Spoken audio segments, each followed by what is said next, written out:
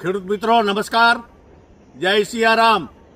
વેલજીભાઈ ભુડિયા, આપણે આવતા દિવસોમાં આપણું નક્ષત્ર આવી રહ્યું છે, આદ્રા નક્ષત્ર. એનો મહિમા થોડુંક વર્ણવી દઉં કે આપણા વરસાદનો પ્રારંભ થઈ રહ્યો છે, તો ખેતીમાં આપણે પટ કઈ રીતે દેવું, હું ફરીથી એટલા માટે તમને રિપીટ કરી દઉં કે કોઈ બી બિયારણને અડધો લીટર છાશ, ખાટી છાશ 5 દિવસ તમે ભરી રાખો તાંબાના વાસણમાં, એની અંદર 15-20 ટીપા આકડાનું દૂધ નાખજો, આકડાનું છીર, અને એ તૈયાર થઈ જાય ચમચીથી હલાવી.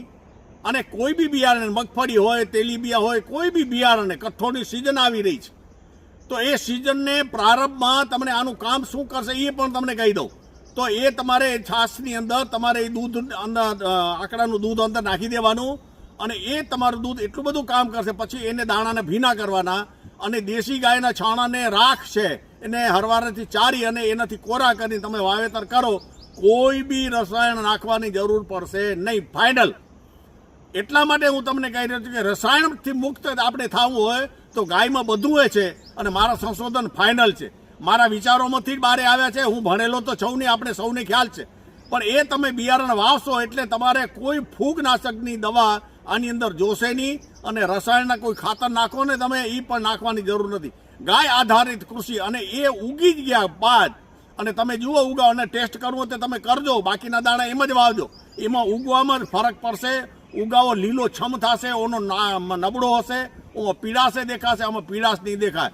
મગફળી, કપાસ જેવા મોટા દાણા છે, અહીંયાથી આમ ડોઘું નમી પડે ફૂગ ખાય એટલે એક દાણો તમારો ફેલ નહીં જાય. હું ગેરંટી સાથે કહું છું, મને પૂરો વિશ્વાસ છે. એટલા માટે ખેડૂતના દીકરાને આ માર્ગદર્શન દઉં.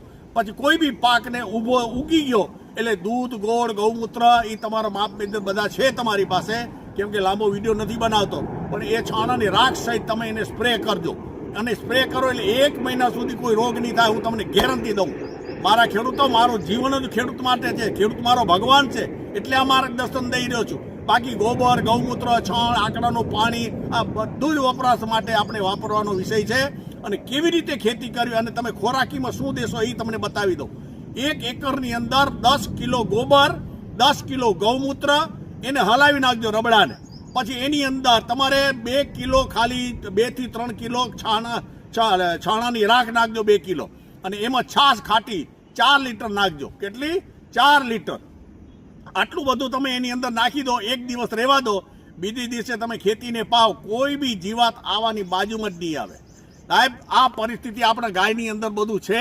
અને વધારે મારી જરૂર પડે તો બપોર બાદ 3 થી 6 વેલજીભાઈ ભુડિયા, મારા નંબર છે 942699